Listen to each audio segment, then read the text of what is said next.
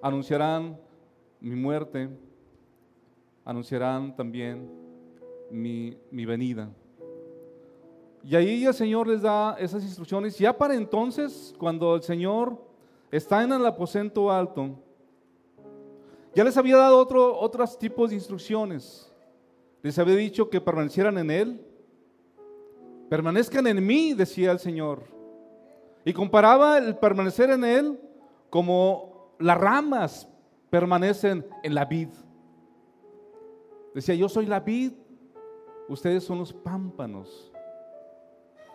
Para ese entonces, hermanos, el Señor Jesús ya les había advertido de lo que se iban a encontrar en el mundo. Les decía, estas cosas os he hablado para que en mí tengáis paz. Decía, en el mundo van a tener aflicción. Van a tener aflicción. Y luego, pero decía, pero confíen que yo he vencido al mundo. Ya les estaba diciendo que iban a encontrar oposición. Para ese entonces, cuando llegamos al aposento alto, Él ya había orado por Él mismo para glorificar al Padre. Había orado por sus discípulos para que ellos permanecieran en la verdad. Había orado también por los que íbamos a creer por la palabra de ellos. Todo esto lo había hecho el Señor antes de llegar a este punto. Cuando salen del aposento alto, cuando termina la cena, era ya tarde, era noche. Pasan por las calles de la ciudad, las calles solitarias. Imagínense las calles, la quietud que había en ese momento en la ciudad, a la luz de la luna, con el silencio de las calles, y van sus discípulos, pero nada más van, ¿cuántos discípulos con Él? Van 11 discípulos, porque Judas ya se había retirado. Por cierto, nadie sospechó de Judas, pensaban que iba a hacer cualquier otra cosa. Ya se había retirado del lugar, iba con sus 11 discípulos atravesando la ciudad. Pasan el valle de Cedrón, cruzan el valle de Cedrón y comienzan a encender el monte de los olivos y se desvían hacia un huerto. Hacia un huerto que es un huerto muy especial, apartado y favorito de nuestro Señor Jesús. Porque muchas veces, dice Juan capítulo 18, versículo 2, muchas veces Jesús se había reunido allí con sus discípulos. Y estamos hablando del huerto de Getsemaní. El huerto de Getsemaní. Hoy vamos a hablar, el tema de hoy es la agonía en el huerto de Getsemaní. La historia de la agonía del Señor Jesucristo en el huerto de Getsemaní es uno de los pasajes más profundos y más misteriosos que podemos encontrar. ¿Por qué? ¿Cómo es posible, ahorita que veamos, que el Rey de Reyes, que el Señor de Señores, que el Creador de todo el universo, de las galaxias, de todo lo que existe, temblaba ante lo que le iba a suceder? ¿Cómo es posible que el Señor, que da fuerzas al cansado y multiplica las fuerzas al que no tiene ningunas, estaba desfalleciendo en ese momento y rogaba de que, si fuese posible, pasase esa copa? Es un misterio. Yo creo que nadie lo va a poder explicar y entender en su total cabalidad. Es un misterio. Contiene cosas, este pasaje, que no se pueden explicar, hermanos, satisfactoriamente. Por lo tanto, al estudiarlo, debemos de acercarnos al Getsemaní con mucha reverencia y con adoración. Como decía el Señor a Moisés cuando vio la zarza ardiente en Éxodo 3:5, que le decía: quita tu calzado de tus pies, porque el lugar en que tú estás, tierra santa es. Entonces, sin lugar a dudas, el estudio, hermanos, de este pasaje nos debe de llevar, más allá del análisis, nos debe de llevar a la adoración. Y vamos a estar revisándolo más a detalle. Cuando vemos Getsemaní y cuando empezamos a estudiarlo, nos damos cuenta que aquí se revela o se comienza a revelar el costo enorme de la cruz de Cristo que llevaría. El Señor Jesús ya había anticipado lo que le iba a pasar en Getsemaní y en la cruz anteriormente. Vemos en Lucas 12:50, dice de la siguiente manera: de un bautismo tengo que ser bautizado, y cómo me angustio hasta que se cumpla. ¿Se dan cuenta? Juan 12, del versículo 27 al 33. Ahora está turbada mi alma. ¿Y qué diré? Padre, sálvame de esta hora. Dice, mas para esto he llegado a esta hora. Hasta ahí leemos. Ya el Señor Jesús ya se había anticipado a lo que iba a pasar en el huerto de Getsemaní. Y vamos a leerlo en Mateo 26, 36 al 46. Entonces llegó Jesús con ellos a un lugar que se llama Getsemaní y dijo a sus discípulos: sentaos aquí, entre tanto que voy allí y oro.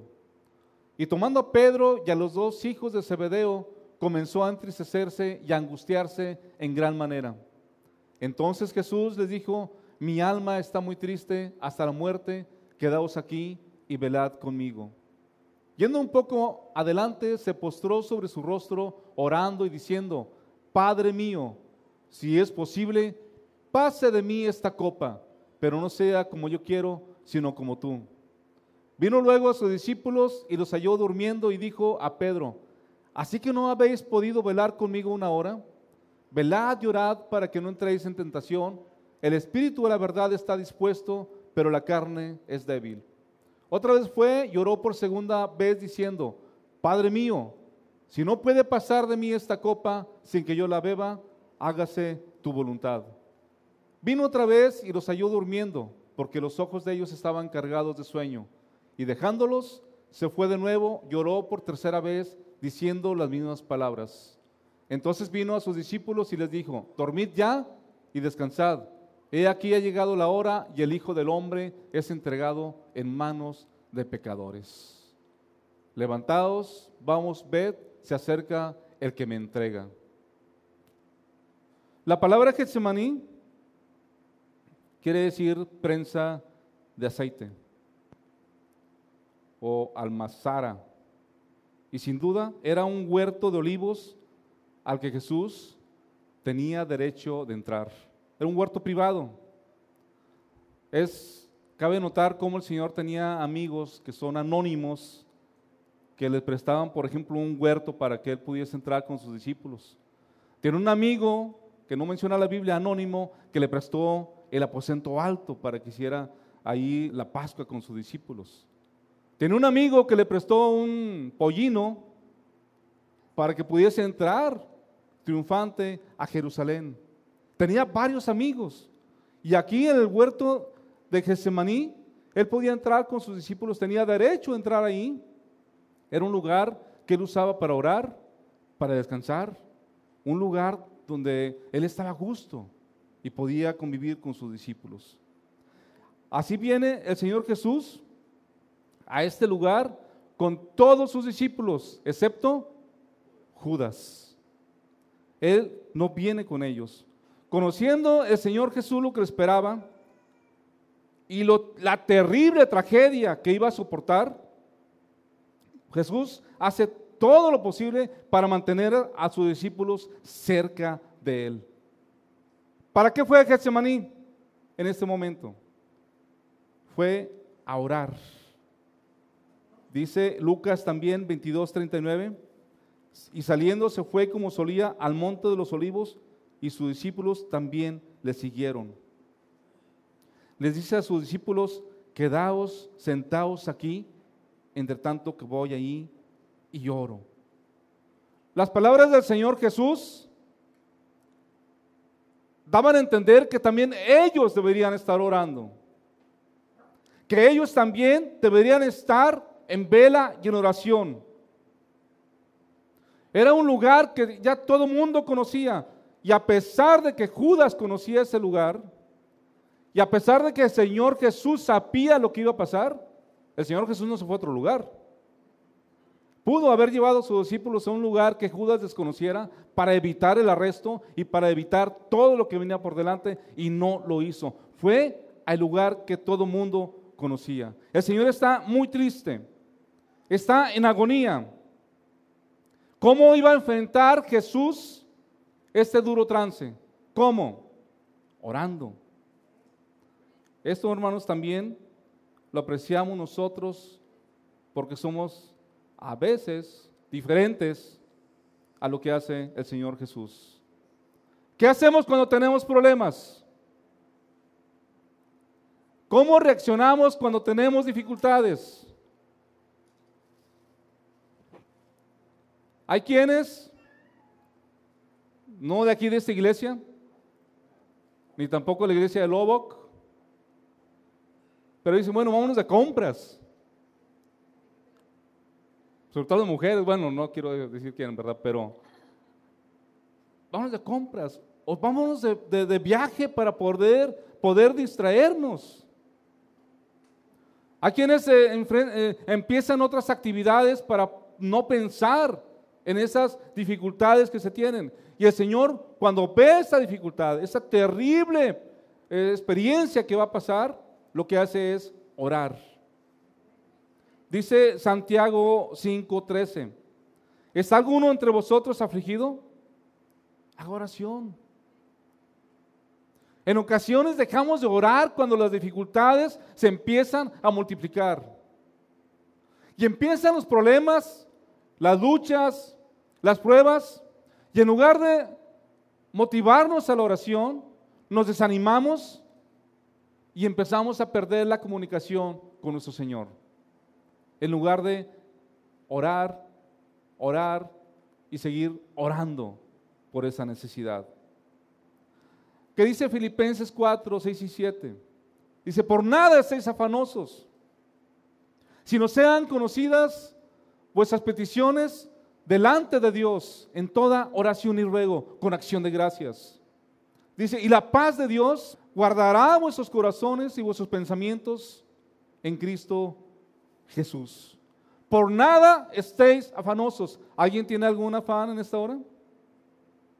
¿Y qué dice el Señor? Por nada estéis afanosos, sino sean conocidas vuestras peticiones delante de Dios. Tenemos que estar siempre orando, siempre pidiendo para poder permanecer en el Señor. En Mateo 26:37, siguiendo esta historia, dice: y tomando a Pedro y a los dos hijos de Zebedeo, comenzó a entristecerse y a angustiarse en gran manera. A todos les dice: quedaos aquí. A 8. A 3 de ellos les dice: síganme. ¿Quiénes fueron? Pedro, Juan y Jacob. ¿Por qué esos discípulos? ¿Por qué a esos discípulos también les dijo cuando resucitó a la hija de Jairo que estuvieran dentro para que vieran la resurrección de esta niña? Cuando también fue la transfiguración, también fueron esos 3 que subieron con Jesús al monte donde se transfiguró. ¿Por qué nada más a ellos? Eran los más allegados.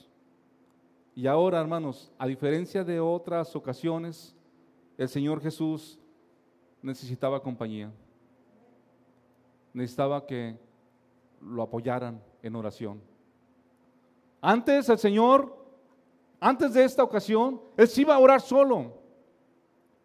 Le gustaba apartarse de la multitud y hacer oración y no ocupaba que alguien más lo acompañara, pero en esta ocasión el Señor Jesús ocupaba compañía, ocupaba el apoyo. Les dice a esos 3 discípulos: síganme, quedaos aquí, acompáñenme. A Pedro, a Jacobo y a Juan. Cristo tenía una doble necesidad: la de estar a solas con Dios, tenía que estar a solas con Dios, y también tenía una necesidad de un estrecho compañerismo y oración de los que más estaban cerca de Él. Él comenzó a entristecerse, hermanos.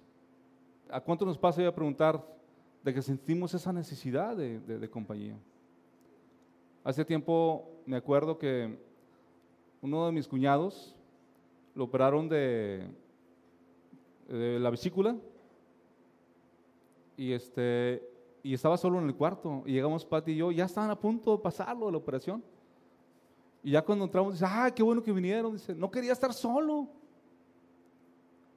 no quería pasar por eso solo, me estaba sintiendo muy mal porque veía que nadie me apoyaba. Bueno, ahí estamos, el hecho de que ya estaba la compañía junto a mi cuñado, ya él estaba animado en pasar por ese trance.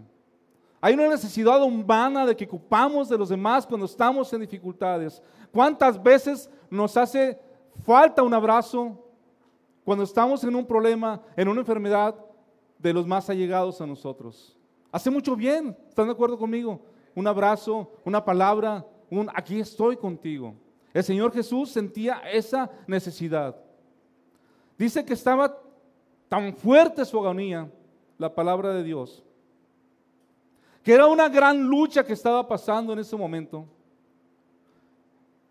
que Lucas 22:44 menciona que su sudor eran como grandes gotas de sangre. Al parecer, la presión que estaba sintiendo Jesús en ese momento, la presión sanguínea, estaba tan alta que los vasos capilares empezaron a reventarse y el sudor se mezcló con la sangre y las gotas parecían gotas de sangre. ¿Qué estaba pasando con el Señor en ese momento? ¿Por qué era tan fuerte la agonía? Y más adelante, Lucas 22:43 menciona también que fue necesario incluso enviar un ángel para fortalecerlo. ¿Qué le estaba pasando al Señor Jesús en ese momento? Para que tuviese una agonía tan fuerte que sudaba gotas de sangre, y que fue necesario que un ángel bajase y lo fortaleciese. ¿Cómo lo fortaleció? No dice los detalles. ¿Qué fue lo que le dijo el ángel? No lo dice. Hay quienes piensan que el ángel le recordó del grande amor del Padre para con él, que le estaba acordando que Dios, el Padre, lo amaba tanto y que era necesario que pasase por esa copa, que bebiese esa copa.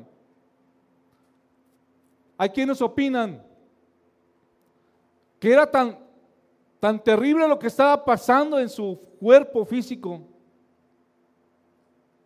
que también lo fortaleció en su físico, porque si no lo hacía, el Señor Jesús probablemente hubiera podido morir ahí en Getsemaní, porque estaba sufriendo demasiado. Era tan grande la agonía que estaba pasando por la presión intensa que estaba sufriendo. En Mateo, continuando, capítulo 26, versículo 38, entonces Jesús les dijo: mi alma está muy triste hasta la muerte. Quedaos aquí. ¿Y qué dice? Velad conmigo. Oren conmigo, velen conmigo, acompáñenme. Les estaba pidiendo que lo acompañaran en esa hora terrible para él. Cuando dice que está muy triste hasta la muerte, está expresando el Señor una aflicción que lo tiene cercado por todos lados. Por lo tanto, no hay ningún escape. Hasta ese nivel lo está describiendo. Y cuando dice que es hasta la muerte, está diciendo que no hay más allá. No es posible llegar a estar más triste que como Él está en ese momento. La palabra hasta la muerte también es utilizada en el Salmo 23 cuando dice sombras de muerte. Quiere decir que no hay más oscuridad más intensa que esas sombras. También lo utiliza la palabra de Dios con Jonás cuando Jonás dice estoy enojado hasta la muerte, dice Jonás. Que no hay más allá, no hay más allá de poder estar enojado. Es lo máximo que se puede tener. Y cuando Jesús dice estoy triste hasta la muerte, no podía estar más triste una persona. En lo máximo de la tristeza, en lo máximo de la agonía, ahí estaba el Señor en el huerto de Getsemaní. No podemos entender totalmente lo que estaba pasando con el Señor Jesús, pero sabemos que en la muerte, Jesús tomó todos los pecados del mundo sobre sí mismo para presentarse ante Dios, el juez. Aceptó la pena y el castigo de muerte que nos correspondía a nosotros. ¿Dice amén? La muerte, en su significado para él, era finalmente la separación de Dios que iba a sufrir. La separación de su Padre y de él. Dice, quedaos aquí y velad, les dice el Señor. Estaba sufriendo tanta angustia y dolor que pidió la presencia de sus amigos íntimos. Lo solicitó. Necesitaba que ellos oraran por él y que le fueran de consuelo. Pero ¿qué pasó con ellos? Estaban tan agotados con el drama de los últimos días que no pudieron mantenerse despiertos.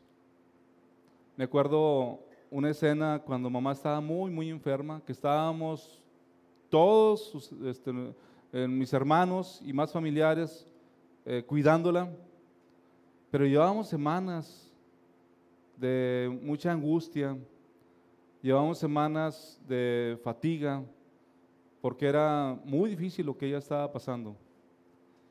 Y me acuerdo una noche precisamente, que estaba mamá gritando de dolor por la enfermedad que tenía. Y nadie nos podíamos despertar. Estábamos tan cansados, tan fatigados, que sí escuchábamos los lamentos de mamá y no podíamos abrir los ojos, todos hermanos. O sea, era algo muy fuerte, muy pesado. Entonces yo creo que los discípulos estaban tan tristes, tan cansados, que no podían ellos abrir sus ojos, no podían orar, no podían estar apoyando al Señor Jesús. ¿Ellos querían apoyarlo? Sí querían apoyarlo. ¿Querían estar con Él? Sí querían estar con Él. Sin embargo, Jesús tuvo que pelear su batalla a solas. Tuvo que estar solo ahí en el huerto de Getsemaní. Lo dejaron solo. Dice Salmo 69:20: esperé quien se compadeciese de mí y no lo hubo, y consoladores y ninguno hallé. El creador del universo, el rey, nuestro rey, hincado, orando ante el Señor, ante Dios Padre. Por tanto, dice Hebreos 4, 14 al 16, teniendo un gran sumo sacerdote que traspasó los cielos, Jesús, el Hijo de Dios, retengamos nuestra profesión, porque no tenemos un sumo sacerdote que no pueda compadecerse de nuestras debilidades, sino uno que fue tentado en todo según nuestra semejanza, pero sin pecado. Acerquémonos, pues, confiadamente al trono de la gracia, para alcanzar misericordia y hallar gracia para el oportuno socorro. Ya Job no puede reclamarle a Dios como lo reclamó en Job 10:4, diciéndole a Dios: ¿tienes tú acaso ojos de carne? ¿Ves tú cómo ve el hombre? Le decía Job a Dios. Ahí está en Jesucristo la respuesta para Job. Dios mismo haciéndose hombre, Dios mismo padeciendo como hombre, Dios mismo teniendo todas las presiones y todas las angustias que pudiese tener cualquier hombre común y corriente. Dios mismo, 100% Dios, también 100% hombre en el Señor Jesucristo. Tremendo lo que estaba pasando aquí. Y continúa Mateo en el versículo 39. Yendo un poco adelante, se postró sobre su rostro, orando y diciendo: Padre mío, si es posible, pase de mí esta copa, pero no sea como yo quiero, sino como tú. Un poco adelante también menciona que a un tiro de piedra eran como 45 metros. Se postra sobre su rostro. Estaba invocando al Señor de verdad. Y vemos aquí la confianza del Señor Jesús. Y luego Marcos menciona algo que no tiene precedente. Marcos menciona algo que no tiene paralelo en la literatura judía ni en lo que acostumbraban los judíos. Marcos menciona que le habla como Abba, Padre. Ahí en Marcos 14:36. Y decía: Abba, Padre, todas las cosas son posibles para ti. Aparta de mí esta copa, mas no lo que yo quiero, sino lo que tú. Nadie había utilizado esta palabra jamás. Nadie podía utilizar esta palabra o se atrevía a usar esta palabra para dirigirse a Dios. Esta palabra Abba es la palabra que usaban los niños para dirigirse a su padre. Esta palabra era una palabra que en castellano o en español significa papi o papá. Era una palabra que el Señor estaba utilizando, demostrando que seguramente al hablarle como un niño le habla a su padre y le dice papi, iba a recibir respuesta de su padre. Una palabra, hermanos, que implica Padre mío, oh mi Padre. Una palabra familiar, cotidiana, que nadie se había atrevido a usar para dirigirse a Dios. Jesús la estaba usando en ese momento. Un niño que grita con desesperación, un niño que sabe que cuando grita con desesperación a su padre y le dice papi, sabe que su padre le va a contestar, sabe que va a tener la atención de su padre y que va a atender su necesidad. Así se estaba dirigiendo el Señor Jesús al Padre. Jesús sabía que lo escucharía y se volvería a Él para ayudarle. Él oraba que escogiera otra forma de asegurar la redención del mundo. ¿Pudo Dios enviar ángeles a salvarlo? Sí. Claro que sí. El Padre estaba viendo lo que estaba sufriendo en la agonía del Señor Jesús. Y pudo haber enviado ejércitos de ángeles para rescatarlo. Imagínense si hubiera pasado eso. No estuviéramos aquí. El mundo sería otro. Por lo mismo que Getsemaní nos confirma, hermanos, que lo que hizo Jesús fue una ofrenda voluntaria. Voluntaria. Amén. Por amor a ti y a mí. En Mateo 26:40 dice: vino luego sus discípulos y los halló durmiendo. Y dijo a Pedro: ¿así que no habéis podido velar conmigo una hora? ¿No ocultó el Señor Jesús con Pedro? Los tres estaban dormidos, pero se dirigió ¿con quién? Con Pedro. Pedro le había dicho que él iba a estar con él, aún ¿hasta dónde? Hasta la muerte. Pedro dijo: no, aunque te dejen todos, yo no te voy a dejar. Y se dirige a Pedro: Pedro, no, una hora no pudiste orar.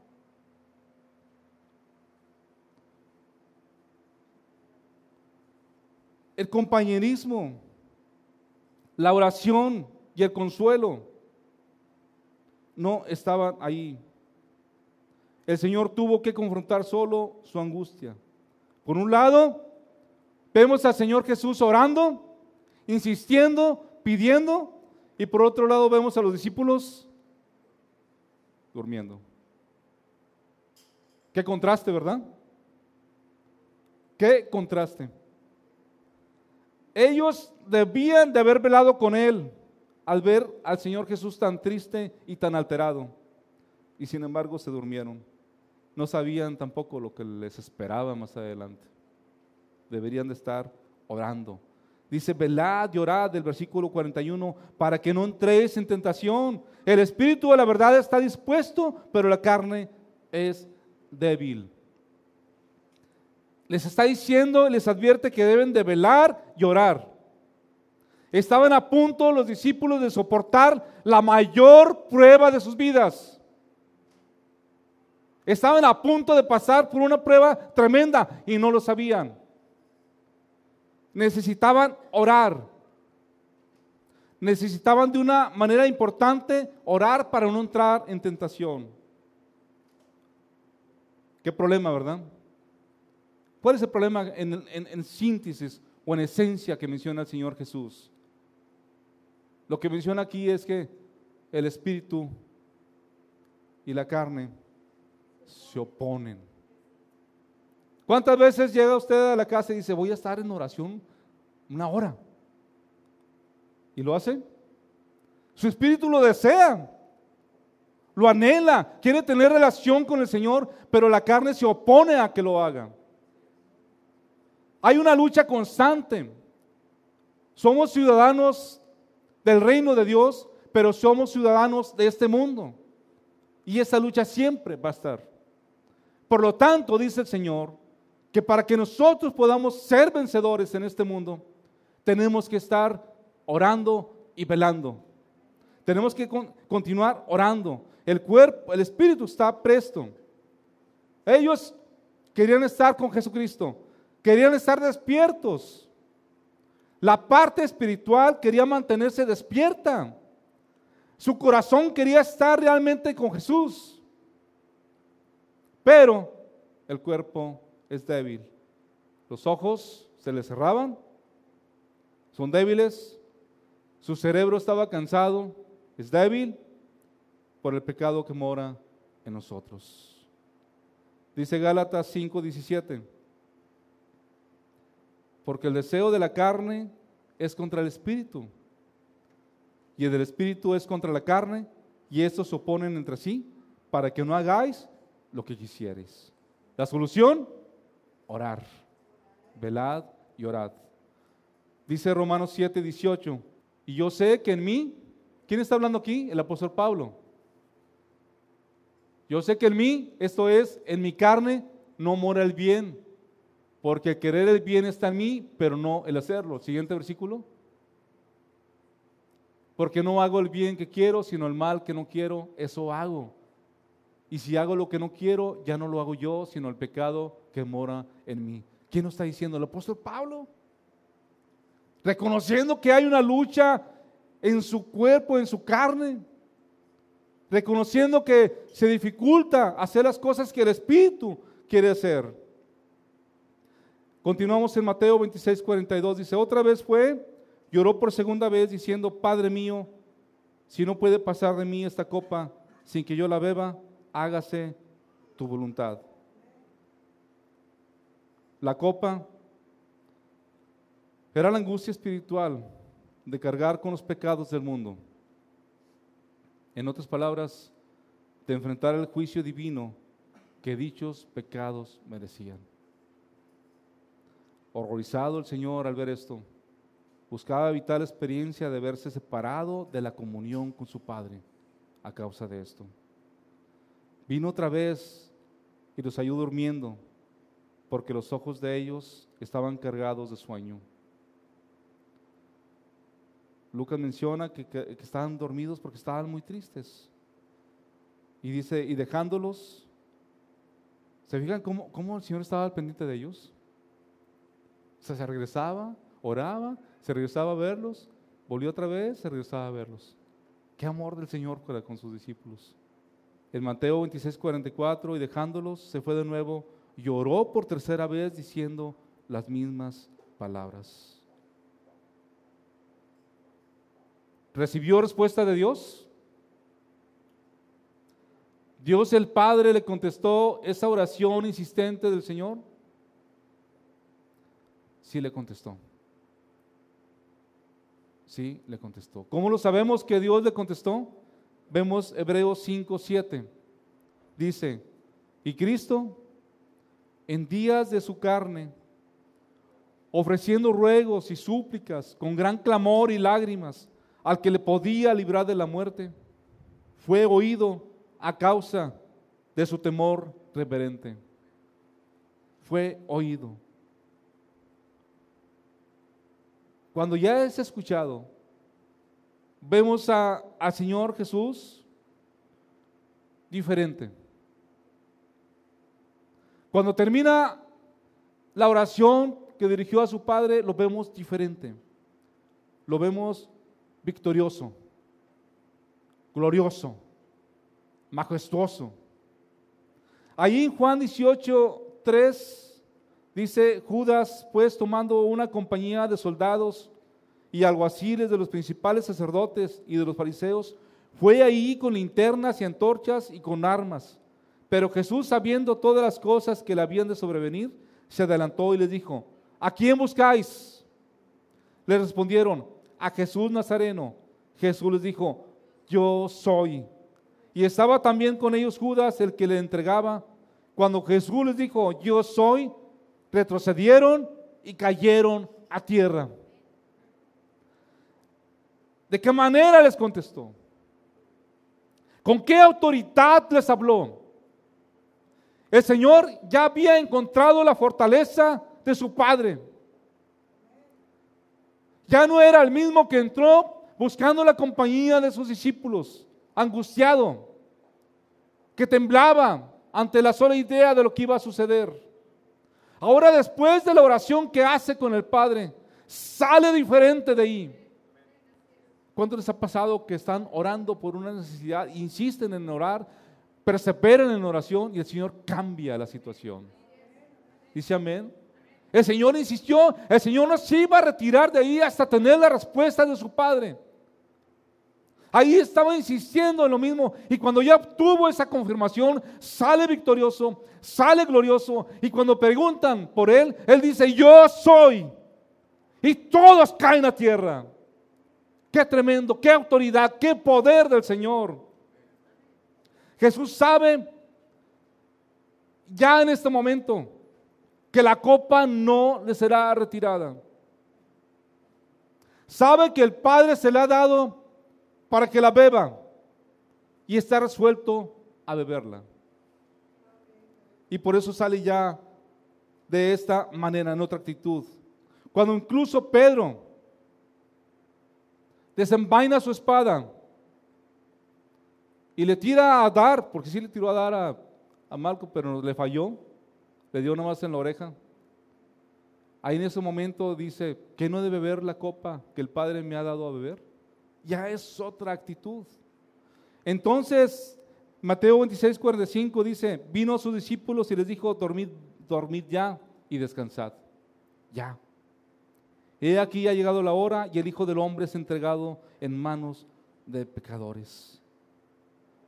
Y esas palabras de Jesús dan evidencia de un gran alivio en su mente. La agonía de Cristo, su necesidad de amigos que velen con Él, había pasado. El tono de sus palabras revela a sus discípulos una calma y una paz mental. Dios el Padre había dado gran alivio a su alma. Dios el Padre había suplido su necesidad. Dice Salmo 138:3, el día que clamé, me respondiste, me fortaleciste con vigor en mi alma. La agonía en el huerto abre una ventana hacia la agonía más grande que es en la cruz. Si cargar con el pecado de la humanidad y la ira de Dios resultaba tan terrible de manera anticipada, hermanos, ¿cómo habrá sido en el momento mismo de que ya estaba en la cruz el Señor?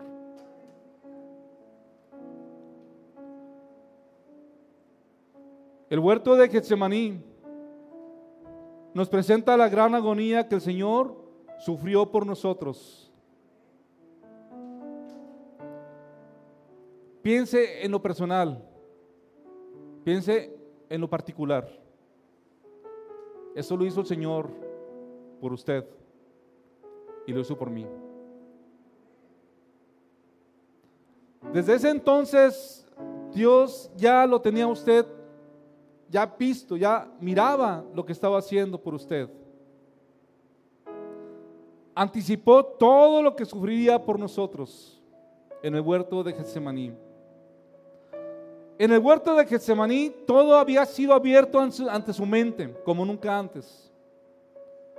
Y padeció como nunca antes había padecido ahí en el huerto. Sin embargo, estuvo dispuesto a rendirse a sí mismo y soportarlo todo por usted y por mí. Porque dice Juan 3:16, de tal manera amó Dios al mundo. Piensen en esas palabras, sé que las hemos escuchado muchas veces, pero fue de tal manera, así tan grande el amor de Dios. Dice que dio a su Hijo unigénito, al Señor Jesucristo. Lo dio. Era necesario que muriese un Salvador por nosotros. No había otra manera. Y ese Salvador era Dios mismo encarnado en cuerpo, con tendones, con huesos.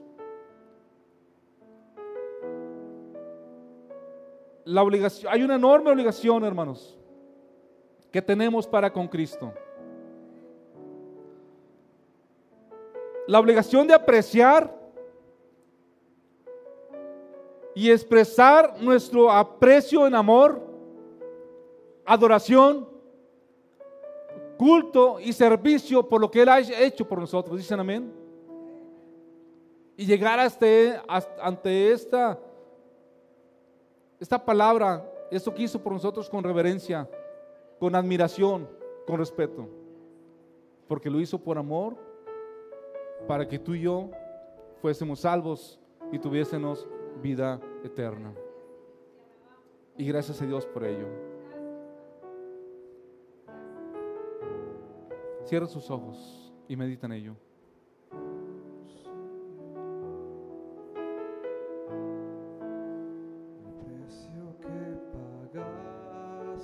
Tenga un momento a solas con el Señor y dale gracias por lo que Él ha hecho por nosotros.